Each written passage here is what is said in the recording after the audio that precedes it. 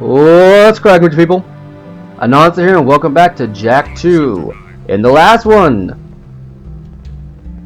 we did a couple of things. In this one, we're going to go do some work for Vin because I can't remember what we did in the last one. Hey there, sack of nerves! How's the stuff going? I've got good news and bad news. The good news is Core tells me we've got enough power online to keep the shield walls up. So for now, the city's safe. But I don't know how long the system can hold. And the bad news? We've detected a cluster of metalhead eggs growing up at the strip mine site. Now you've got to go back there and find a way to destroy those eggs before they turn into a whole new army of creatures. I noticed the crane was lifting a large metal container. If we could jump onto the container, we could drop the crate from above. Hi, jump, drop! Why don't I like the sound of that? Come on, Dax, let's go. Alright, let's get to it. Now we're heading back to the strip mine to, as Jak said, kill some metal eggs. Well, here are the eggs. They've been sitting here since the very first time we came here. Let's go take care of them, shall we?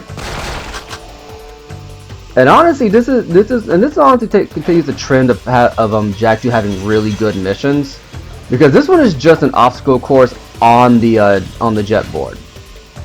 It's legitimately a lot of fun.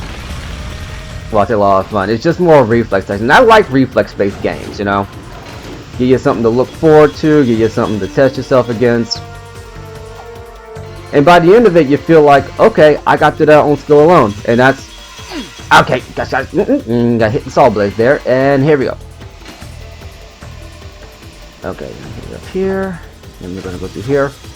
You know, like skill-based obstacle courses, I find, like especially the more kinetic ones, the ones that require you just to keep moving, I find to be the most rewarding, just for the sheer fact of how, what's the word we're looking for? Just for the sheer fact of how versatile they are, or how much it depends on your skill alone as a player. You know, never like those ones that's like, how do I put it? Where it's like it's very slow, very plodding, and very simple. And a lot of platforming games I find that I have played, I think the only well, I should probably explain first. The only ones that I find that that never really catch my interest are like things like, say, Kirby. You know? Oh, there I go. Thought I hit the square button there, didn't. A forgiving checkpoint. It's very rare in Jak 2. There we go. In games like Kirby, where it's very simple, and I feel the difficulty doesn't really ramp up in a meaningful way. Like here, it's just like a tiny, but you have to jump on the right one just to get going. Let's go through here and get on here. I like to do a challenge run on this one to see if I can go through the whole thing without dying once and never jump off the jet board. Done it a couple of times. Don't do it every time. There we go. And there we go, like that. But the overall feel is that because the difficulty consistently ramps up, I like it.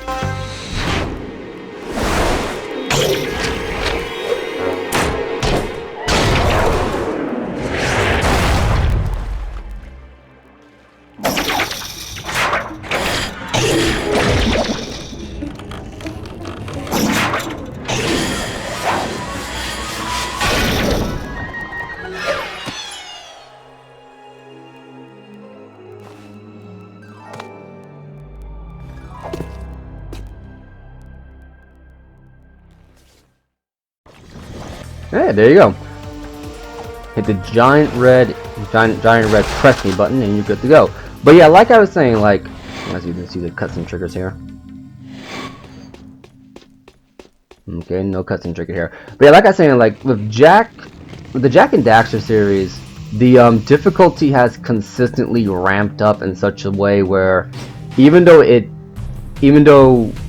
how do I put this? Even though it is challenging, it never gets so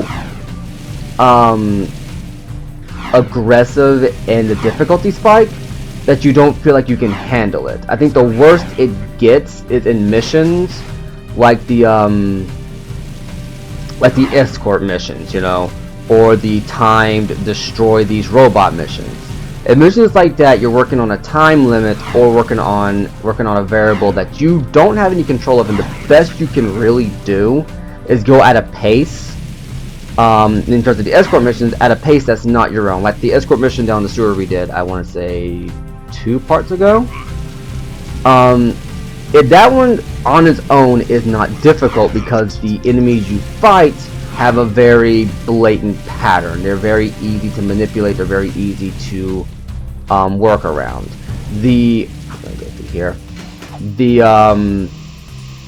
The difficulty comes in the fact that the crew that Crew sends with you is, oh, by the way, the denizens of Haven City will run whenever you pull out your jet board, but once you get far enough away, they stop running.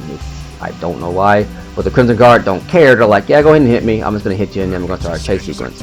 But yeah, it's like in Jak 2, I feel like when you lose a mission, it's 90 to 89% of the time your fault. The only time you don't complete a mission is due to variables outside your control, like, once again, escort missions. You know, you have to consider the fact that the people you're escorting don't have the same capabilities you do as a player character. But beyond that, I feel like the Jak series has had a consistent difficulty spike that you can get used to, and you feel rewarded when you overcome it. Nothing so far. Onan says, what took you so long? We had to skip lunch waiting for you too. Okay. She really says, thank you for saving the live seed. But I wouldn't say that if I were her. Give Onan the seed, and she will prepare it for Samus.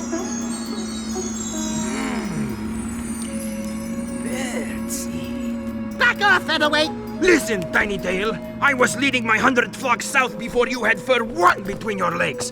Not that your fur means anything. At least I'm not some overstuffed, over-yapping, feather-dusty mouthpiece for the world's oldest professional. Jak says, have a nice day. Jak says, I can't think on my own. Jak says, go bite yourself. That's it, rat boy. Now you've really pissed me off. Knock it off, both of you. You're lucky I'm famished. Onan says take the energized life seed to young Samos in Haven Forest. It will give Samos the power he needs to finally see the forest from the trees. Go, quickly.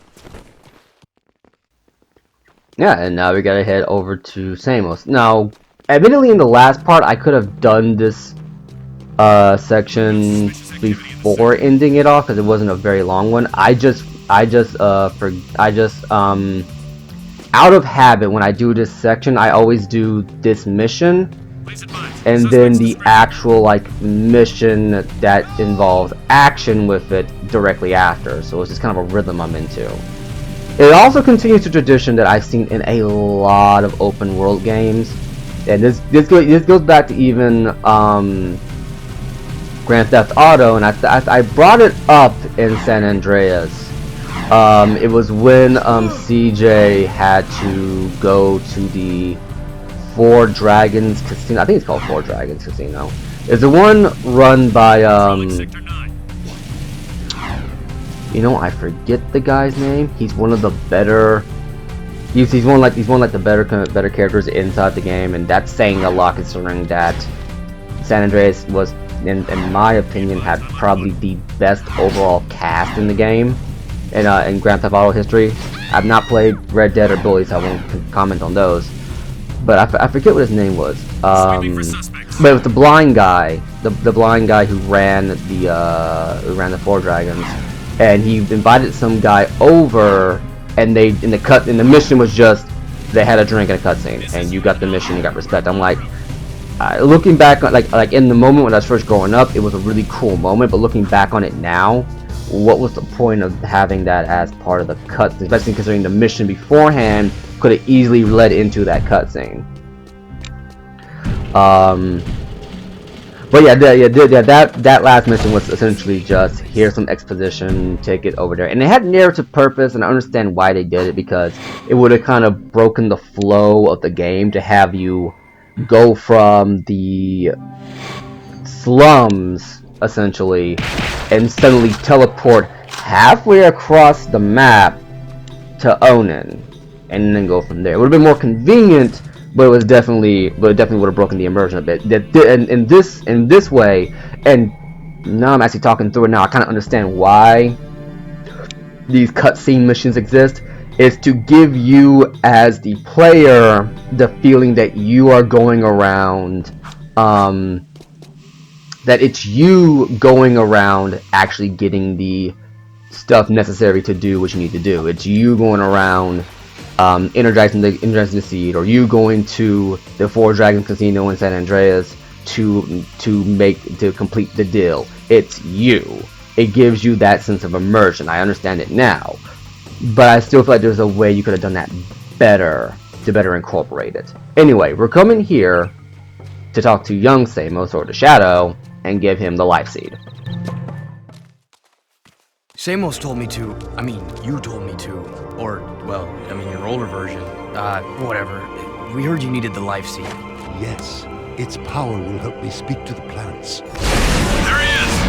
Roger, we're en route. I see him. Jack, protect me from these guards. I must ask the plants vital questions about our future. Alright, so remember that thing I was talking about earlier about, you're only failing missions because of stuff outside of your control? Well, here's one of them. So what I recommend doing is, because I honestly forget when you get to the point when what's the one here?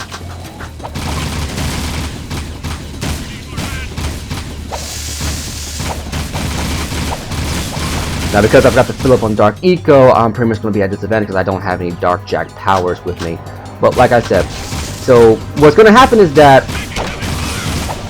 that as long as you are close to the Shadow here, that's what I'm calling just to keep it straight in my head, rather than having to say young Samos. As long as you're close to him, you should be fine.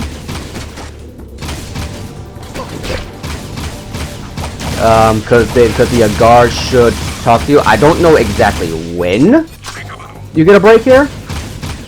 Okay, screw this. I'm for the Peacemaker.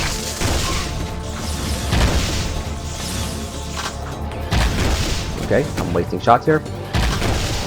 Now the Peacemaker does home in. I'm probably gonna die here.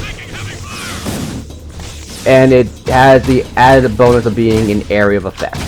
It will take out multiple enemies at once. I'm gonna die more than likely because the flying guys always give me trouble. When in doubt, just spam the rotating. But yeah, so we're probably gonna end up dying due to the fact that that's gonna happen, because only so much you got, and this is a timed mission. I'm gonna have to skip this cutscene, and nope. Samos told me to. I mean, Can't skip cutscene. Oh yeah, you can. Okay, my bad. I think it's just hitting one of the face buttons. Okay. So yeah, just keep in mind this is gonna go on for a minute. I don't remember if there's a predictable pattern to this. I only remember that you can that they come from one side at one point, another side at another point. Samos can take, I want to say, maybe 10 shots. Because they do the same, because every weapon does the same amount of damage to Samos. It's not going to change. And they're all shock batons, so...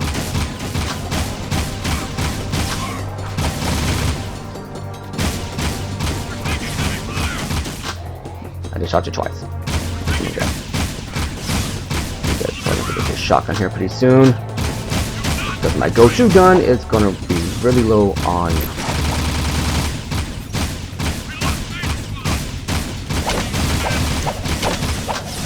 There you go. Couldn't you just sit the old butt down? Okay, down at hell. But yeah, so this is one of the tougher ones. Once again, purely because you have to protect somebody else. If it was just me, this would be no problem.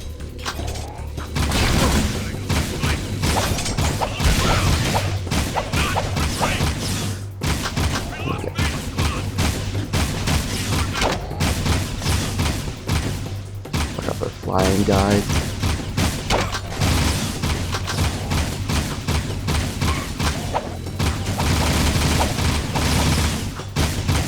Protect the Yoda guy. Just gonna keep firing around here because you can.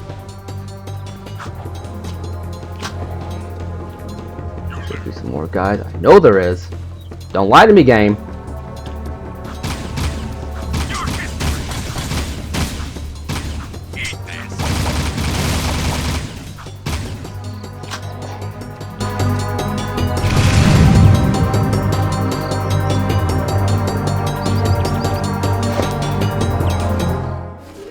Life Seed gave me a terrible vision. The Baron is planning to destroy the Precursor Stone. He aims to crack it open somehow. If he does this, the energy released will be beyond comprehension. It will destroy the world and more, ending all life. The plants are crying out for protection. You must stop the Baron, Jack. Stop him however you can. So yeah. Is at this point we learn exactly what the Baron wants to do. Crack the Precursor Stone. Which leads me to ask the question. What exactly is in the Precursor Stone? Because it's green, but it shoots lightning. And the only time we've ever seen green energy kill something is green eco kill poisonous dark eco plants. So what is in the Precursor Stone that's like, if we crack this thing open, the entire world gets blown to pieces? It's like is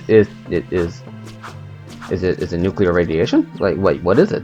I thought it was just life energy, but no, it's something else entirely. Oh, well, I won't find out for a while. Well, actually, do we find out? Oh, well, we'll find out together because my memory is fuzzier than what I did last Saturday night. Anyway, yeah. So that one of the protection / escort missions. I don't know how many more of these I think we have one more of these left. I want to say we have one more of these left, and that's about it. But if I remember correctly, the next mission we're about to do should be one heck of a doozy, if my memory serves correct. Let's see here.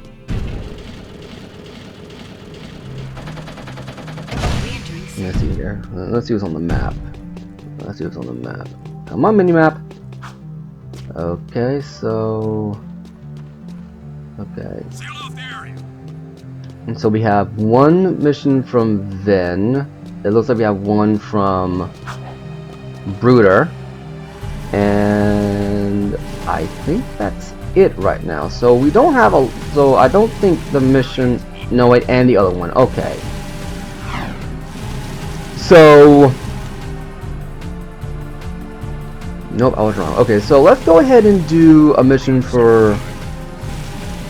Actually, no, we're going to call it a part here because I just checked the time. And that last bit took a little bit longer than I was expecting. So in the next one, we're going to do a mission for Brooder. Now, but then honestly, this has been Jack 2, and I will catch you later.